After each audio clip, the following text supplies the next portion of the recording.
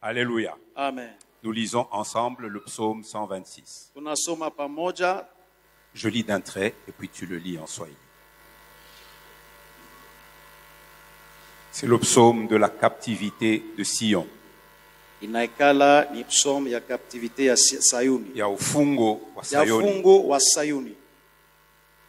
Quand l'Éternel ramena les captifs de Sion, nous étions comme ceux qui font un rêve.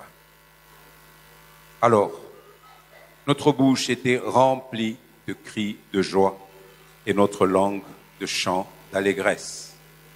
Alors on disait parmi les nations, l'Éternel a fait pour eux des grandes choses. Verset 3, c'est ceux pour qui l'Éternel a fait des grandes choses qui répondent. Kwa wale Mungu alifanyizia maneno makubwa wakajibu. L'Éternel a fait pour nous des grandes choses. Kwa milele ametufanyizia sisi kwetu maneno makubwa. Nous sommes dans la joie. Tuko ndani ya furaha. Éternel, ramène nos captifs comme des ruisseaux dans le midi. 5. Ceux qui sèment avec larmes moissonneront avec chants d'allégresse. C'est le verset que la Consalem 2024 a choisi pour que, autour de ce point d'entrée, nous puissions partager la pensée du Seigneur. Verset 6. Celui qui marche en pleurant. Quand on est blessé, on pleure. Celui qui marche en pleurant, quand il porte la semence, revient avec allégresse quand il porte ses gerbes. Alléluia. Il ne porte pas les gerbes de quelqu'un d'autre. Ashibebe wala ili mbeko ya mtu mwingine. Il porte les gerbes de la semence que lui-même il a portée. Anabeba ile mbeko ya yeye mwenyewe alijibebea. En pleurant. Mukulia. Alléluia. Amen. Je voudrais que nous lisions encore ensemble Jérémie chapitre 29. Tutasoma tena Yeremia sura yake 29. Jérémie 29, il s'agit de la lettre que Jérémie envoya aux captifs de Sion. Inakuya ni barua ile Yeremia alitumia kwa wale wafungwa wa Sayuni. Hier, l'ancien Paul parlait des 70 ans. Ile mtumishi wa Mungu Paul alisema juu ya miaka 70. Mais je voudrais que vous ayez la référence biblique de cela. Napenda uwe na ile shairi. Jérémie 29, je lis de 10 à 14. Jérémie 29, de 10 à 14. Yeremia 29 mpaka 14. 10 mpaka 14. Mais voici ce que dit l'Éternel. Dès que 70 ans seront écoulés pour Babylone, je me souviendrai de vous et j'accomplirai à votre égard ma bonne parole en vous ramenant dans ce lieu. Verset 11. Car je connais les projets que j'ai formés pour vous, dit l'Éternel, projet de paix et non de malheur, afin de vous donner un avenir et de l'espérance. Verset 12. Vous m'invoquerez et vous partirez. Vous me prierez et je vous exaucerai. Verset 13. Vous me chercherez et vous me trouverez si seulement et si vous me cherchez de tout votre cœur. Amen. Cherchez-moi de tout votre cœur et vous me trouverez. Munitafute kwa mioyo yenu zote na mtanipata. Verset 14. Sura yake 14. Je me laisserai trouver par vous, dit l'Éternel, nitajiachilia kwenu, anasema wa milele, et je ramènerai vos captifs. na nitaleta wafungwa wote. Je vous rassemblerai de toutes les nations Nitamikusanya toka mataifa et de zote tous les lieux où je vous ai chassés, dit l'Éternel. na mahali pote nilipomizambarisha, Et je vous ramènerai dans le lieu d'où je vous ai fait aller en captivité, Alléluia. Amen. Amen, amen. Amen. Hier, nous avons suivi l'enseignement sur le contexte du passage de Psaume 126. Jana tulifata mafundisho juu ya mawazo ya hii Zaburi 126. Comme je le disais, je ne sais pas combien de gens ont écrit. Sijue ni watu ngapi waliandika. Pasteur Paul, tout ce que tu as dit, moi j'ai écrit. Pastori Paul, maneno yote ulisema niliandika. Donc j'ai le loisir de relire, de relire, de relire, Manake de relire et de ninaisoma, m'enrichir. nasoma kila mara na inanijenga. Je ne dis pas que je connais. Sijue ya kwamba mimi nafahamu. Non. Hapana.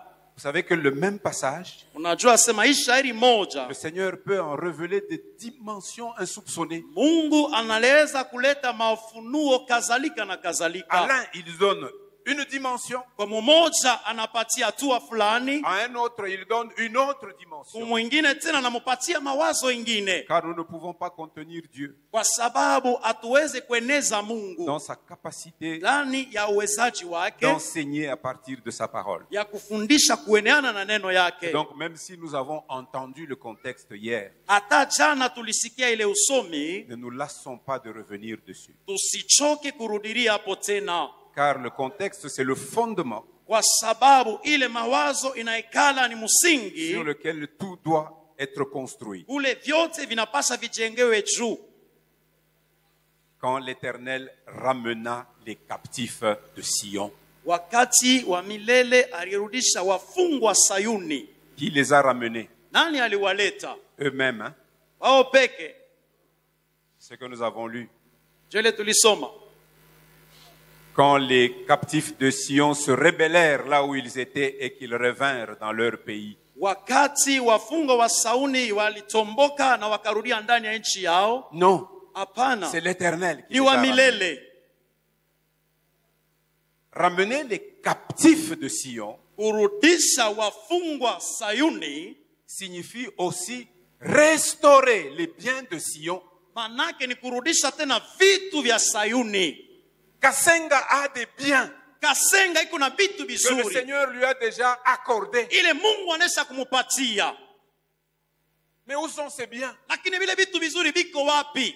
Révérend, Reverend, vous m'avez logé à l'autre bout de la cité. muliniweka mbali kule, Mais le trajet m'a donné des enseignements. lakini wakati nilikuwa niko napita napata akili. J'ai vu que sur le trajet, Naona njiani pour aller là où nous sommes logés, juu ya kwenda kuikala kwenda kugule tunaikala. et nous vous bénissons de nous avoir logés là, Tunavishukuru kwa Nous sommes kutuweka bien kule, logés. tuko wenye kuikala mzuri, mais nous subissons la détresse de Kasenga comme La- partout. lakini tuko na mawazo juu ya Kasenga sawa Mais il y a fasi des zote, biens que le Seigneur a préparés pour Kasenga. lakini kuko vizuri vile Mungu alitayarisha juu ya Kasenga. Vous savez, Kasenga n'a pas toujours été comme nous voyons aujourd'hui. Unajua Kasenga haina kile tuko naona leo, J'ai vu que c'était une cité bien construite. na niliona kwamba inaikala ni muji yenye kujengwa Il y vizuri. avait des maisons à l'époque, des maisons modernes. Na zamani kulikuwa tena manyumba mzuri tangu zamani, Mais ce que furent ces maisons aujourd'hui, lakini kile kilikuwa ile manyumba on n'en leo voit que des ruines. tuko naona tu ni vitu yenye On voit kuharibika. de l'herbe qui pousse sur ces belles maisons d'antan, Tunao- sur le toit.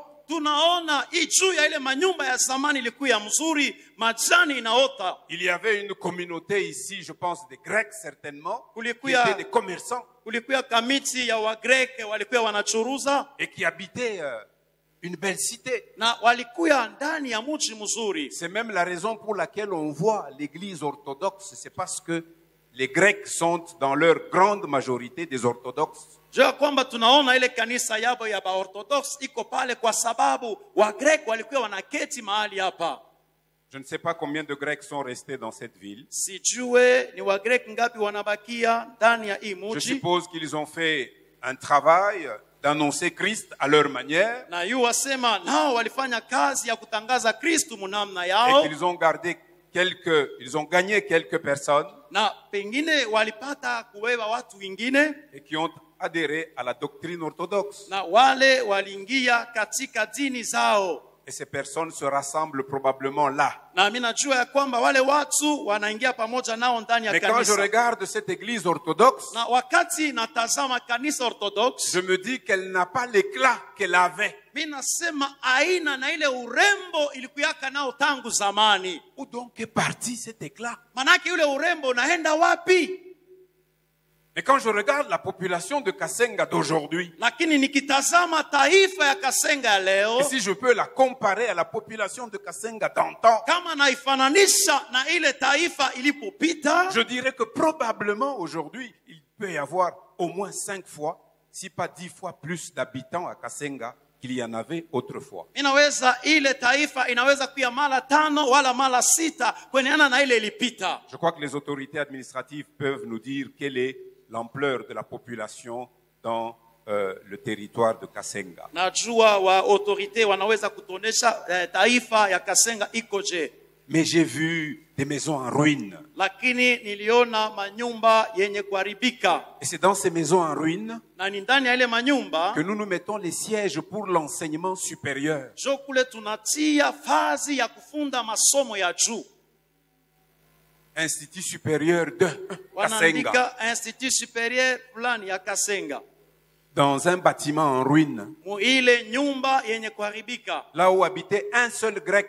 Mule, Et mule. peut-être sa femme et ses 1 ou 2 enfants. Mule mlikuwa mnaikala Muyunani tu moja, yeye bibi na watoto. Mais nous, les Congolais, Lakini sie wakongomani nous en faisons le siège d'un institut supérieur. tunaifanya inakuya fazi ya masomo ya juu. Voilà l'image de Kasenga. Muone picha ya Kasenga. Révérend, mais je sais que le Seigneur veut restaurer Kasenga.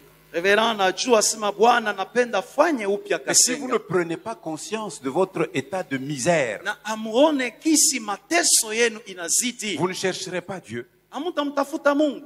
Si vous êtes satisfait de la condition dans laquelle vous êtes, Kama unafurahi muhali mule unachikuta, le Seigneur gardera Mungu ses trésors atachunga pour ile la hati génération qui le cherchera de juu ya tout son cœur. ile watoto wale watazarikwa kisha. Je prie pour que cette génération soit la vôtre. Mimi napenda iwe wakati yenu. Soyez cette génération qui cherche le Seigneur de tout votre cœur. Mukuye ile taifa inamtafuta Mungu kwa roho yayo yote. Ramener les captifs de Sion Kuleta wafungwa Sayuni signifie aussi restaurer Sion dans ses biens. manake ni kurudishia Sayuni maneno yake mzuri yote. Lisez avec moi ce que David disait. Some pamoja ile Daudi anasema, Psaume chapitre 14. Zaburi sura yake 14.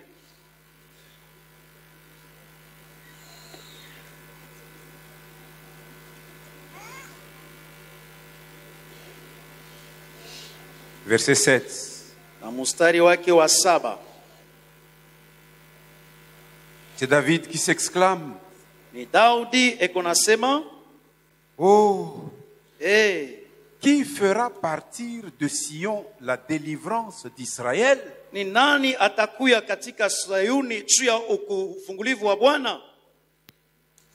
Quand l'Éternel ramènera les captifs de son peuple, Wakati wa milele ataleta wafungwa taifa yake, Jacob sera dans l'allégresse, Israël se réjouira. Yakobo atakuya ndani ya furaha na Israeli atafurahiwa. Écoutons aussi comment s'est exclamé Job. Na tufate namna Yobu alisema naye Au sorti de sa plaie, de sa douleur. wakati alitoka katika maumivu yake. Pasteur Caleb, c'est pour ça que je dis, usha kufungula tu njia, usha kufanya bien. Mambo Vous ya avez- vilonda, usha kuisemea. Vous avez déjà frayé un chemin, vous avez parlé de la plaie, vous avez déjà parlé. Hatutaisemezea tena, usha On ne kuisemezea va vizuri plus, sana. on ne va plus reparler, vous avez bien enseigné. Job 42. Yobu sura yake 42 Verset 10. na mstari wake wa 10. L'Éternel rétablit Job dans son premier état. Mungu akamrudishia Yobu ndani ya hali yake ya kwanza. Le Seigneur veut rétablir Kasenga. Mungu anapenda fanye upya Kasenga. Cette convention est une convention de rétablissement, Hii kongamani ni kongamani ya kufanizia upya. une convention de restauration, Mungu akufanye upya. une convention de réhabilitation. Mungu anaweza tena kutengenezea maneno yote. L'Éternel rétablit Job dans son premier état. Wa milele akamrudishia Yobu ndani ya hali yake ya kwanza. Quand Job eut prié pour ses amis. Wakati Yobu aliomba juu ya rafiki yake. Il fallait donc que Job fasse quelque chose pour que l'Éternel le rétablisse dans son premier état. Ilipasa Jobu afanye kitu kimoja juu wa milele amweke mahali yake ya kwanza. Il fallait qu'il prie pour ses amis. Ilipasa aombee warafiki wake. Et l'Éternel lui accorda le double de tout ce qu'il avait possédé. Na wa milele akamrudishia maradufu mabitu yote alipata. Maintenant, comment nous allons prier? Manake tutaomba je? Si nous ne recevons pas la lumière de la parole de Dieu, Kama atupate mwangaza ya neno ya Mungu, nos prières risquent d'être du bruit. maombi yetu inaweza kuwa makelele. Aujourd'hui, l'Église confond le pentecôtisme et le bruit. Leo kanisa inaweka mvuruko kati ya kipentekoti na makelele. Laissez-moi vous dire que le pentecôtisme n'est pas égal au bruit. Hata nimeonyesha kwamba kipentekoti haina makelele. Certaines manifestations de l'esprit peuvent s'accompagner du bruit. Ndiyo, maneno ingine ya Roho Mtakatifu inaweza kusindikizwa na makelele. Mais toutes les manifestations de l'esprit ne s'accompagnent pas du bruit. Lakini maneno yote ya Roho haiwezi kusindikizwa tu na makelele. Alors nous devons écouter attentivement la voix du Seigneur. Tunapasha kusikia vizuri sauti ya Mungu. C'est la raison pour laquelle le Seigneur a parlé au cœur du révérend Damas. Jua kwamba Mungu aliongea moyo ya Pasteur Damas. Et j'ose croire que c'est le Seigneur qui l'a convaincu d'appeler les serviteurs que vous avez à cette 9e convention. Ninahakikisha ya kwamba ni Mungu alimhakikisha juu yeye aite watumishi weko kui 9e convention. Alléluia. Amen. Je disais donc que ramener les captifs sous-entendait aussi restituer les biens que Sion avait perdus. Nilisema kuleta wafungwa kuwarudisha Sayuni ni kama tena kuwarudishia vitu vipya vile Sayuni alipotesha. Quand nous lisons le livre des rois et des chroniques, Wakati tunasoma katika kitabu ya wafalme nous na voyons de mambo quelle ya manière siku, le Seigneur a commencé à opérer Tunao- la restitution de ce que l'on a arraché à Juda et à Jérusalem. tunaona Mungu gisi alianza kurudishia kile walimubeba Yuda na kile walibeba Yerusalema. Une première restitution eut lieu vers l'an 700 avant Jésus-Christ. Na kurudishwa kwa kwanza kulifanyika mulan 700 avant Jésus-Christ. Lorsque Sankérib, le roi d'Assyrie, menaçait de prendre Jérusalem. Wakati Sankarib alipenda ende achukue mateka Yerusalema, Et son plan fut déjoué. na ile matengenezo yake ilianguka. Selon la prophétie donnée par Ésaïe. Kwenehana na unabii ilileta Isaya. Et après cela, les pays voisins vinrent avec beaucoup de présents pour Naï- donner des présents à Josaphat, Na à ile Ézéchias. na wale walikuya kabisa, mataifa za pembeni walikuya kabisa na vitu vingi wakampatia Ezekias. Ézéchias. Lisons 2 Chroniques, Usome Mambo ya Siku ya pili chapitre 32. na sura yake ya 32. 2 Chroniques 32, Mambo ya Siku ya pili 32 versets 5 à 8, na mstari wake wa 5 mpaka 8 et puis versets 20 à 23. na mstari wake wa 12 mpaka 23. 2 Chroniques 32. Mambo ya Siku ya pili 32. Ce chapitre porte ce titre dans ma Bible, Sankérib menace Jérusalem. Sankerib akamakia Yerusalema. À partir du verset 5 à 8, nous lisons. Ézéchias prit courage, il reconstruisit la muraille qui était en ruine et l'éleva jusqu'au tour, bâtit un autre mur en dehors, fortifia Milo dans la cité de David et prépara une quantité d'armes et de boucliers. Il donna des chefs militaires au peuple et les réunit auprès de lui sur la place de la porte de la ville. S'adressant à leur cœur, il dit, « Fortifiez-vous et ayez du courage. Ne craignez point et ne soyez point effrayés devant le roi d'Assyrie et devant toute la multitude qui est avec lui. Car avec nous, il y a plus qu'avec lui. » Alléluia. Amen. Verset 8. Sura yake ya 8. Avec lui est un bras de chair Pamoja naye ni mkono ya nyama, et avec nous l'Éternel notre Dieu pamoja naye nasi wa milele Mungu wetu. qui nous aidera et qui combattra pour nous. Atatusaidia na atatukombania. Le peuple eut confiance dans les paroles d'Ézéchias, roi de Juda. Na taifa yote ikamshukurikia Ezekias mfalme wa Yuda. Versets 20 à 23. Sura yake mstari wake 12 mpaka 23. Le roi Ézéchias et le prophète Ésaïe, fils d'Amoz, se mirent à prier à ce sujet. Mfalme Ezekia na nabii Bisnamoth wakaanza kuomba kwa maneno yale. Il n'a pas suffi de faire une confession de foi.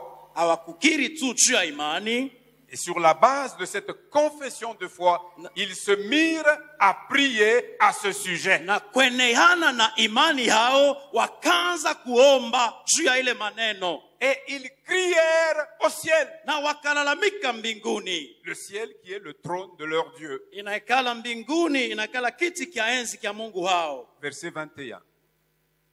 Alors l'Éternel envoya un ange Wa milele akatuma wa malaika qui extermina dans le camp du roi d'Assyrie tous les vaillants hommes, les princes et les chefs. akaua wakubwa wote ndani ya ile mji ya Suria.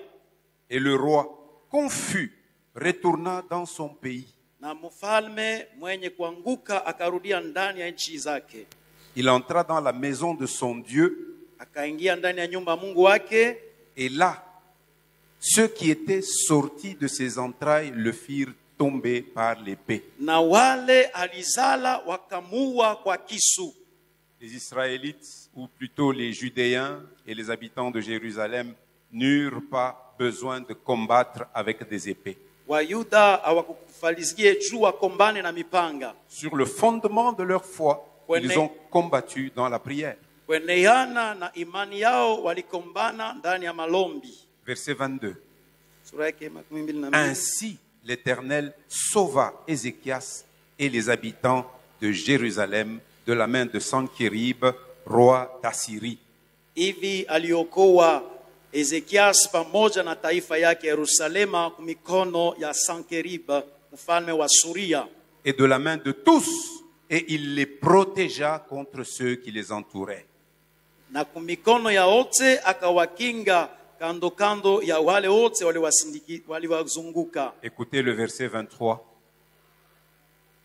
Beaucoup de gens apportèrent dans Jérusalem des offrandes à l'Éternel. Watu wengi wakakaribia na sadaka ndani ya Yerusalema mbele wa milele, Et de riches présents à Ézéchias, roi de Juda, na wakakuya na maneno vizuri mbele ya Ezekias mfalme wa Yuda, qui depuis lors fut élevé aux yeux de toutes les nations. na kuanzia pale alinuliwa mbele ya taifa zote.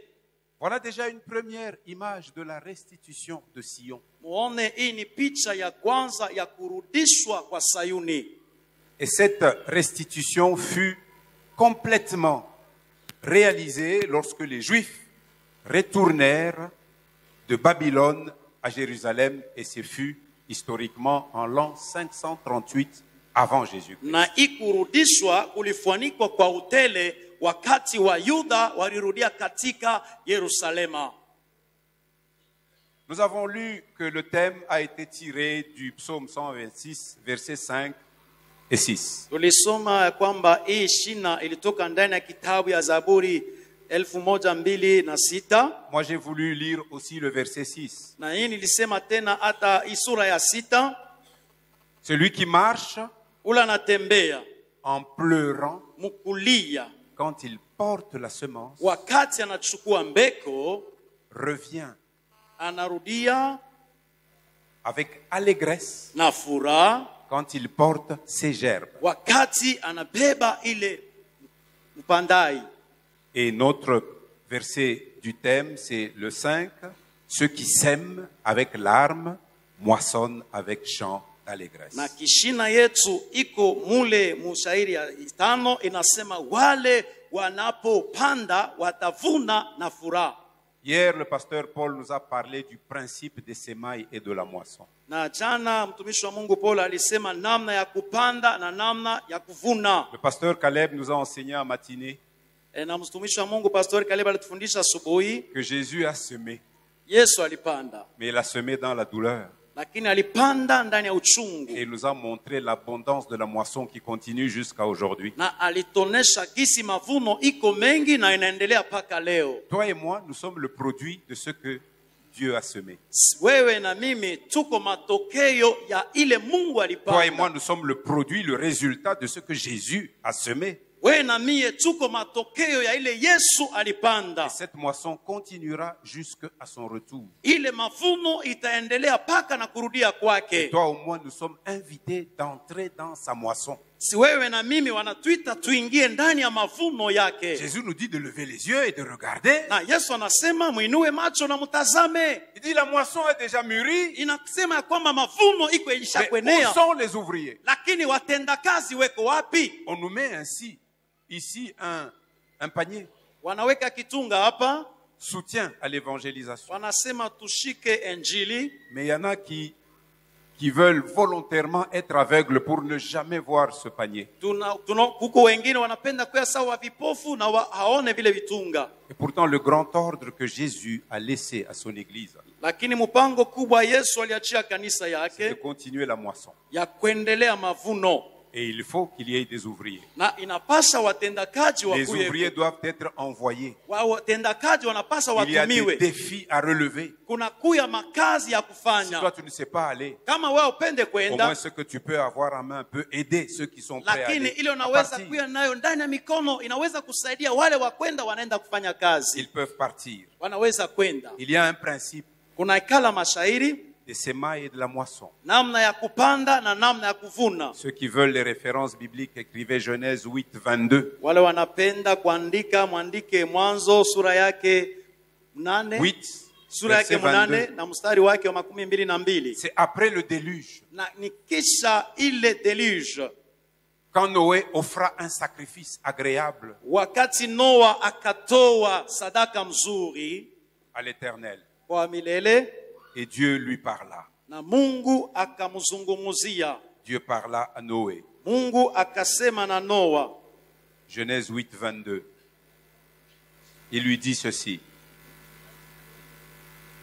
Tant que la terre subsistera, les semailles et la moisson, le froid et la chaleur, l'été et l'hiver, le jour et la nuit ne cesseront point. Tangu wakati yote mavuno na yenye kupanda, baridi wala kivukutu, na jua kama yua, masemo yake haitamalizika. Mais les semailles que toi et moi nous sommes appelés à faire, Mbeko ile we na mie tunapasa kufanya, c'est des semailles qui se font dans la douleur, manake ni kupanda ndani ya uchungu, dans les larmes, ndani ya machozi, avec morsures na kuzumizwa pia, et blessures. na hata mablessure. Mais parce que nous nous y entrons sous l'ordre de celui qui a tout vaincu, Tunaingia kweneana na mpango ule alishinda vyote la anatupatia. blessure ne nous fera rien. Hakuna kitu kinaweza kutufanya, hata kuna kuya maumivu. Le divin médecin mettra sa main sur la blessure Ye munganga wa kiroho atatia vile vinapaswa pa kilonda, et elle finira par guérir. na itapata kabisa kupona.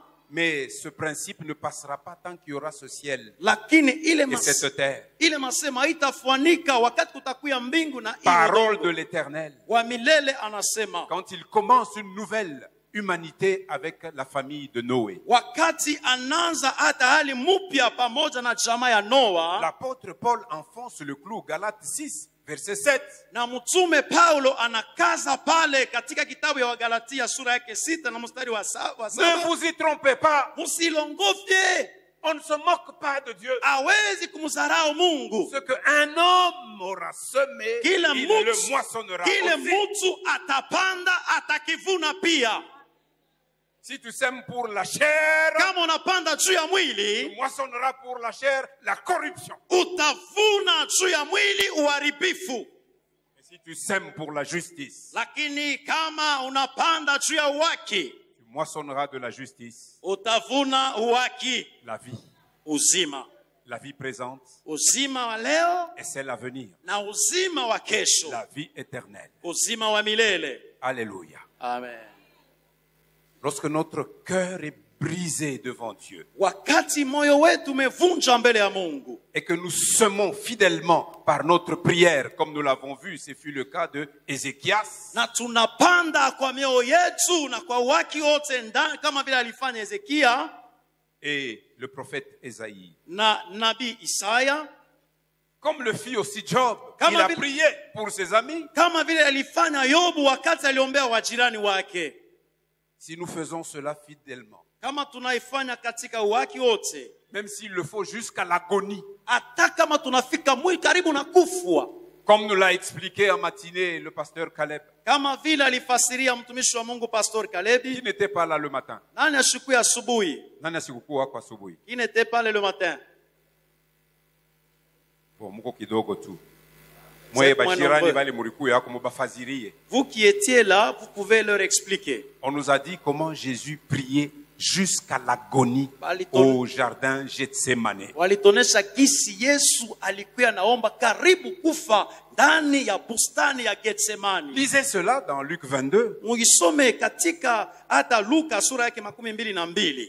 Pasteur Caleb, Pastor Caleb, un jour je m'étais mis à lire ce passage. siku moja nilianza kusoma ile shairi. Je vois que quand Jésus priait jusqu'à l'agonie, Naona Yesu wakati alianza kuomba karibu dans kufa, son corps physique, il n'y avait plus de force. ndani ya mwili wake hamkukuye tena nguvu, Mais le ciel a dû lui envoyer un ange pour le fortifier, na mbinguni ilituma malaika juu ya kumutia nguvu, afin qu'il achève la course juu aishe kazi yake en priant dans l'agonie. ndani kuomba kwa kulungua. C'est parce qu'il a remporté la victoire à Gethsemane Juu alipata ushindi katika Getsemani, que la démonstration publique à Golgotha a pu être na réelle. onesho yote pale Golgota ilifanizika. Kasenga, Kasenga, district du lac Muero. district du lac Si vous Mwero. ne prenez pas à cœur votre sort et cherchez Dieu de tout votre cœur jusqu'à l'agonie, vous ne Kama- remporterez pas la victoire. Kama amubebe maneno namna yenu ya kuishi, amuombe na kutafuta Bwana kama vile Yesu alimtafuta karibu kufwa, amutaona matokeo mema. Quand vous le ferez jusqu'à l'agonie, Wakati mutaifanya paka karibu kufwa, Dieu accordera finalement sa bénédiction. Mungu ataacha baraka yake juu yenu. Il l'accordera par le renouvellement. Ataifanya kwa kufaniwa Il upya. vous l'accordera par un réveil spirituel authentique. Atamipatia ulamusho wa kiroho wa Il kweli. l'accordera par l'accomplissement des œuvres miraculeuses. Ataifanya kueneana na kutenda kwa mijiza. Il y aura des choses qui se passeront à Kasenga. Kuko vitu vitafanyika Mkasenga, Et quand elles se passeront, na wakati vitafanyika, vous serez comme des gens qui font un rêve. mutakuya kama watu wanalota Vous ndoto. diriez, à Kasenga, Wanasema des kukasenga, choses comme ça peuvent se passer. vitu kama hivi vinaweza kufanyika, Mais il y a des semailles que vous devez lakini faire kuko vitu vile vinapasa kupanda jusqu'à l'agonie. mpaka kabisa karibu kufa. Jésus l'a fait Yesu aliyafanya jusqu'à l'agonie. mpaka karibu kufa, Il l'a fait. aliifanya. Écoutez avec moi 1 Pierre, Some Petro wa kwanza chapitre 2. sura yake 2.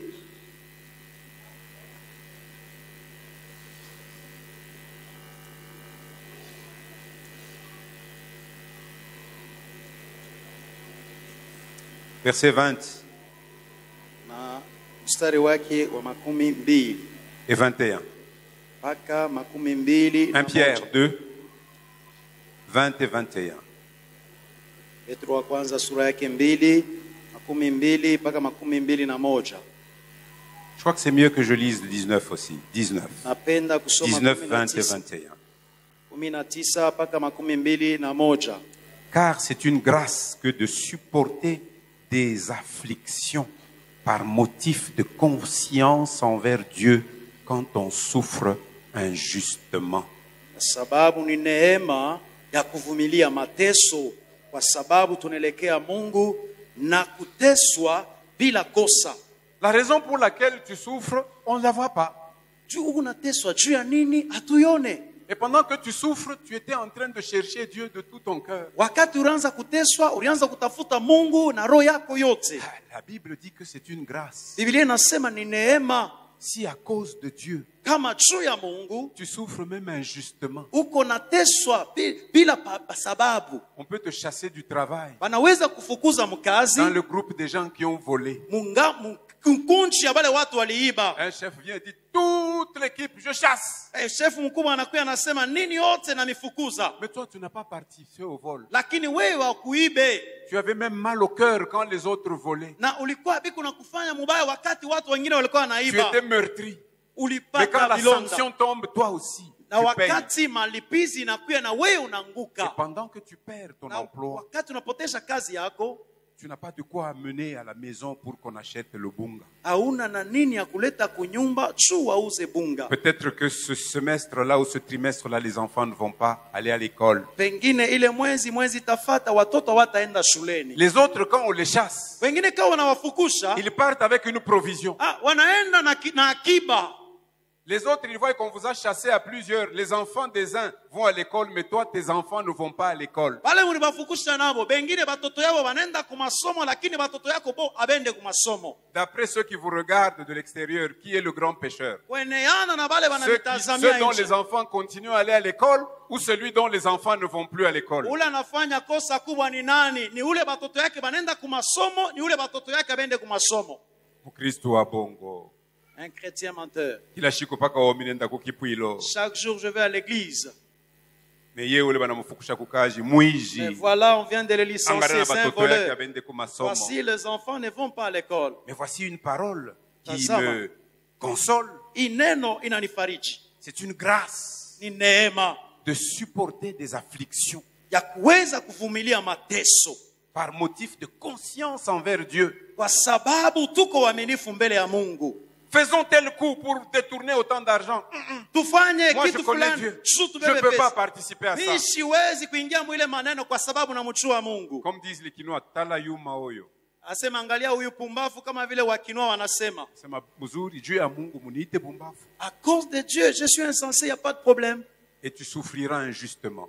Na utateswa tu bila kosa. Ce qui m'importait, c'est le verset 20 et 21. Ile inanitazamia sana hii. En effet, quelle gloire y a-t-il à supporter des mauvais traitements pour avoir commis des fautes? Utukufu gani iko pale juu wa kufanya vibaya wakati ukufanye kosa? Hapana, haina vile. Soma maandiko.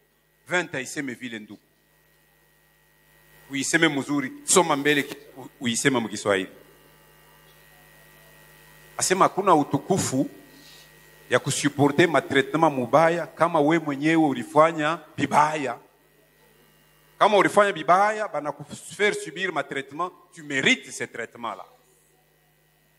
Mais c'est une grâce et c'est une gloire de supporter ces choses pour n'avoir pas fait le mal. Nasema hivi. Kwa maana ni sifa gani kusamili matendo zambi na kupigwa makofi? Lakini mais si vous supportez la souffrance lorsque vous faites ce qui est bien, c'est une grâce devant Dieu. Lakini kama unavumilia mateso wakati unafanya vizuri, inakuwa ni neema mbele ya Mungu. Maintenant, écoutez le verset 21. Je suis dans le contexte, j'ai dit, c'est important que nous insistions là-dessus. Nilipenda kabisa tukazishe potena. Et c'est à cela que vous avez été appelés. Ni kwa ile Bwana alimiita. Nous les chrétiens, Sisi wa Kristo nous avons été appelés tuliitwa à supporter la souffrance juu ya kuvumilia mateso en faisant ce qui est bien. mukufanya vizuri. Je fais le bien, nafanya Je vizuri, souffre à cause du bien nateswa juu ya que vizuri j'ai fait, vile nilifanya, mais je supporte. lakini niko mwenye nguvu. Parce que Christ aussi a souffert pour vous. Kwa sababu Kristo pia alitesa juu yenu. Ah, le matin, on nous a fait une très belle démonstration des souffrances de Christ. Asubuhi walitonesha picha mzuri ya mateso ya Kristo. Parce que Christ aussi a souffert pour vous, Kwa sababu Kristo aliteswa juu yenu vous laissant un exemple, na alimiachia mfano. vous laissant un modèle, Alimiachia mfano. vous laissant une marche à suivre, Alimiachia namna ya kufuata. afin que vous suiviez ces traces. Mufuate mwenendo yake. Les traces sont là, Mwenendo yake iko pour hapo. toi et pour moi. Yako na mimi. Nous ne sommes pas invités à sortir de ces traces. Abatuite tuende pembeni ya ile alitembea, jinsi alitembea. Mtumishi Caleb alifafanushwa ile fazi mzuri sana asubuhi. Pasteur Caleb a donné un bon exemple et il a bien expliqué. Nasema kama unasema unataka kuviacha uviache. Si tu désires laisser, tu peux laisser. Je hatutaviacha. Nous n'allons pas abandonner. Tukunafuata mistari balituachia. Nous suivons les lignes, les signes qu'on nous a Na laissés. tunayosema munjia muko mateso. Et nous savons qu'il y a la souffrance dans le Il y a chemin. de la traîtrise. Muko kabisa unafiki. Il y a des gens qui ne reconnaîtront même pas le bien que vous avez fait pour eux. Kuko watu wale hawatatambua hata vizuri Il y a des uliwafanyisia. gens qui vous accuseront faussement. Kuko watu Il y watamichonganishia. a des gens qui vont dire qu'un révérend ni sorcier. Wengine watasema ana reverani mulozi. On n'est pas 8e convention avant 11e convention anauisha bantu kumotoka. Est-ce que vous n'avez pas vu à la 8e convention, les dédicaces, il y a des gens qui sont morts aux accidents. Bon, bona bo kinyo njo beko naye kutabakataza Ils vont kusema. parler, nous n'allons pas refuser. Hautabakataje. Vous n'allez pas refuser. Jima shehe ni kushikia bili Yesu Mais ashakutonesha. nous nous entendons, nous Tunashika écoutons, ile misemo ya Yesu. et nous gardons les paroles de Roho Jésus. Mtakatifu anatupa nguvu. Le Saint-Esprit nous fortifie. Tunatembea munjia ya magumu. Nous marchons dans le chemin de la Ya souffrance, ukosefu. les chemins de Ya manquement, calomnie. les chemins de Ya calomnie, médisance. les chemins de Ya médisance, accusations les mensongères. chemins de Mais les yeux accusations. fixés sur Jésus. Na macho yenye kumtazamia Yesu. Tutafika paka kumwisho ya Nous safari. allons aller jusqu'au bout de notre voyage. Alléluia. Amen. Mafundisho ya Yesu L'enseignement de Jésus, dans son sermon sur la montagne. lorsque alikuwa anafundisha pale pa mlima, Dans Matthieu 5, ndani ya Mathayo sura yake je pense 5, que c'est le verset 4. na wazia ni mstari wa 4. Qu'est-ce qu'il dit? Anasema nini? Heureux les affligés. Heri wenye kuteswa, Heureux les affligés, heri wenye kuteswa, car ils seront consolés. kwa sababu watafarijiwa. Paul dit, Paulo anasema 2 Corinthiens 9, Korinto yake sura yake 9, Korinto wa pili, Wakorinto wa pili sura yake sura ya 9, 9 mstari wa 6. Et 2 le verset Corinthiens 9, 6. 6. Sachez-le, muyatambue, celui qui sème peu, ule anapanda kwa kidogo il moissonnera beaucoup. atavuna vya mingi. Celui qui sème peu, Ule anapanda kidogo avec larmes, na kulia il moissonnera abondamment. atavuna kwa utele. Celui qui sème abondamment moissonnera abondamment. Ule anapanda kwa utele atavuna kwa utele. Nous donc aussi, Sisi pia nous avons la certitude tuko na kikisho, que ce que nous semons aujourd'hui, kile tunapanda leo, ce que nous allons semer cette semaine, ile tutapanda hii juma, semons. tupande, Semons dans la prière. tupande mu maombi, Semons dans la louange. tupande mu kusifu. Serviteurs, nous qui sommes appelés, semons la parole de Dieu. Watumishi wa Mungu, sisi tumeitwa Il y a eu 2 tupande. personnes ou 3 personnes. Tukuye watu Semons la wawili, parole de watu Dieu. watatu, tupande neno ya Mungu. Semons. Tupande tena. Même si ça nous fait mal, semons. Hata kama vinatuluma tupande. Mwe baimbaji hata kama chakula ya hivyo mkuye mbele ya wakati. Les chantres, même si la nourriture n'est pas prête, venez à temps. Mais révérend shasha kumionesha. Le révérend déjà parlé. Alisema avant tuende. Il a parlé avant qu'on parte. Mais juu ya chakula munaanzisha ibada na retard. À cause de la nourriture, le culte a commencé en retard. Révérend Polydore alikuya hapo. Le révérend Polydore était déjà là. Anaanza kuchunga mwe baimbaji. Il attendait le chantre Vous êtes venir. devenus des princes Unakuya wakubwa. et des princesses Unakuya wakubwa tena wamuke. avant le temps. Mbele ya wakati. Hapana. Non. La parole nous dit ceci. Biblia inasema Nous sommes maintenant enfants de Dieu. tuko sasa watoto wa Mungu, Mais ce que nous serons lakini kile n'a pas tutakuyapo encore été révélé ou manifesté. akiyaonekana bado. Mais quand lui, Jésus, sera manifesté, Na wakati Yesu ye ataonekana, nous aussi nous serons comme lui. na sisi tutamufanana. En ce temps-là, Na ile wakati ndio tutameremeta. nous allons briller. Usitafute kumeremeta hapa Ne sasa. cherchons pas à briller maintenant. L'éclat que tu auras maintenant va s'éteindre. Kule kumeremeta kwa leo Mais kutanguka, l'éclat que Jésus va nous apporter, lakini kumeremeta kwa c'est un Yesu éclat qui nous accompagnera ni dans kumeremeta l'éternité. utatusindikiza mpaka ndani ya Et ufalme wa l'éclat que mbinguni. tu auras Na ile kuangala dépendra de comment tu sèmes maintenant. itaelekea kisi unapanda leo. C'est pourquoi on dit, sachez-le, Ndio kwa maana wanasema si tu sèmes peu, kama unapanda tu kidogo moissonneras aussi peu. utavuna kidogo, Mais si tu sèmes abondamment, lakini ukipanda kwa wingi avec larmes, pamoja na kulia en supportant tes plaies, uko navumilia mavilonda, tu moissonneras aussi abondamment. utavuna kwa utele.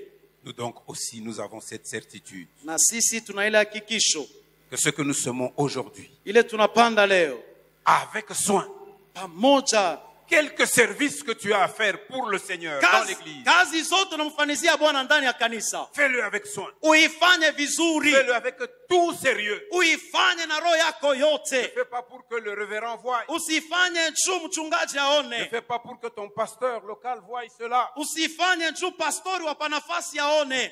Et vous les pasteurs locaux ne travaillez pas pour que le sectionnaire et le révérend voient. Na nini wa pastori wa nafasi musitumike juu reverend aone, Faites tout avec soin. muifanye kisi na pasho, Dans un proche avenir, nous moissonnerons. na kumwenda siku mtavuna. Parce que Dieu n'est pas injuste pour oublier notre travail. Kwa sababu Mungu si muzalimu juu ya kusahau kazi Si zetu. les hommes peuvent oublier, Kama watu wanaweza il y en kusahau, a un qui n'oublie pas. huku mmoja sawake, Ses yeux sont sur la terre. macho yake kupa Et dunia, ses regards sont sur ses enfants macho yake kupa watoto qui yake gémissent pale beko na et qui teso portent la semence na avec l'arbre. beko kabisa na Il le mavuno, voit. anawaona. Quand nous tombons, Wakati il nous tunaanguka relève. Il dit, anatusimamisha, marche mon fils. tembea mtoto La ligne yangu, d'arrivée n'est pas loin. unakuya karibu kufika, Bientôt je viens. sasa Et nakaribia. avec moi, Pamoja. ma rétribution, Niko na je hata donnerai à chacun tapatia selon ce kila qu'aura mmoja été son travail. kweneana na kazi Dieu n'est zake. pas injuste Mungu pour ana oublier mzalimu votre travail. juu ya kusahau kazi Et yenu l'amour que vous avez montré pour son nom na mapendo ile mlionyesha juu ya kazi et yake pour ses saints.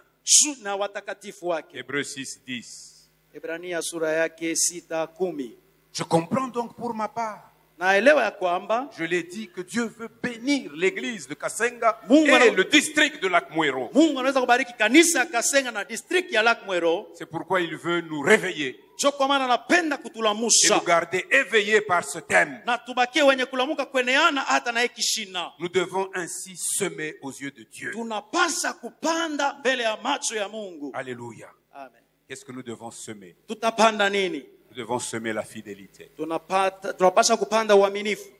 Être fidèle Kuya mwaminifu. dans tout ce que le Seigneur nous demande de faire. Mubyote Bwana anatuonyesha tufanye. Souvenez-vous de la parabole des talents Mkumbuke ile maneno ya matalanta. dans Matthieu 25. Ndani ya Mathayo Un sura yake homme de 25. haut rang est parti, il laissa ses biens à ses hommes, à ses serviteurs, Mmoja kaenda na kacha vitu kwa watu wa kazi.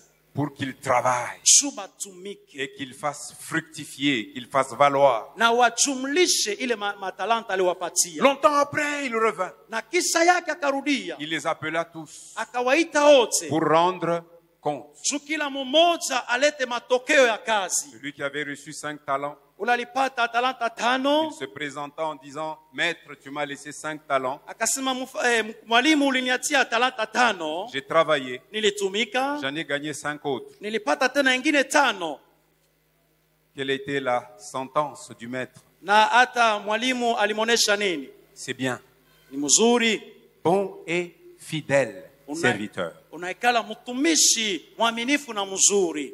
Tu as été fidèle en peu de choses, Ulikuwa mwaminifu mu vitu vidogo, je te confierai beaucoup. takupatia vya mingi. Entre dans la joie de ton maître. Ingia ndani ya furaha ya mwalimu Entre dans wako. le repos de ton maître. Ingia ndani ya mapumziko ya mtumishi Celui wako. qui avait reçu 2, Ule alipata 2, s'en alla aussi aussitôt, il travailla. akaenda pia akatumika. Et il gagna 2 autres talents. Na akapata kuchukua tena 2 Il ingine se talanta. présente en deuxième. Na akakuya mara ya Maître, pili. tu m'avais laissé 2 talents. Ulinyatia 2 J'ai talanta. travaillé, j'ai gagné 2 autres. Nilitumika na nilipata ingine. C'est bien. Mzuri. Bon et fidèle serviteur.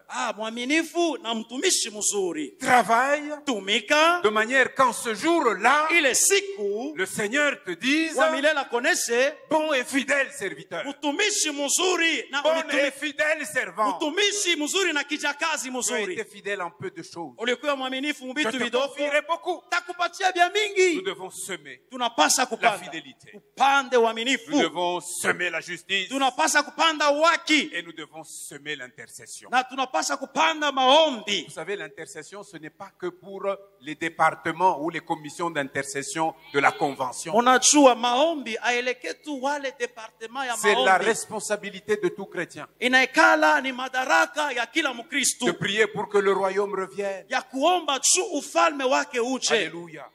Et toutes ces semences, Na ile mambeko zote. ces semailles, nous devons les faire indépendamment des douleurs présentes, sachant que nous moissonnerons de nombreuses bénédictions divines au temps convenable. Tunapasa kuyafanya kwenye kujua sema kuko wakati ile tutavuna ile Mungu alitupangia. J'ai voulu apporter moi aussi une pierre au thème général. Nilipenda na mie kuleta jiwe, kuongeza jiwe kuile kishina ya J'espère que tu me gardes katikati. mes 3 autres interventions. Nazania kwamba unanichungia Alors tena je masiku viendrai sur tatu. mon sous-thème Nitarudia pasutem que je yangu commence demain, ile taanza kesho. qui se trouve dans Ésaïe chapitre 62, premier verset. Iku katika kitabu ya Isaya sura yake 12 na mstari wake wa 1. Que Dieu bénisse cette parole dans vos cœurs. Mungu abariki hii neno.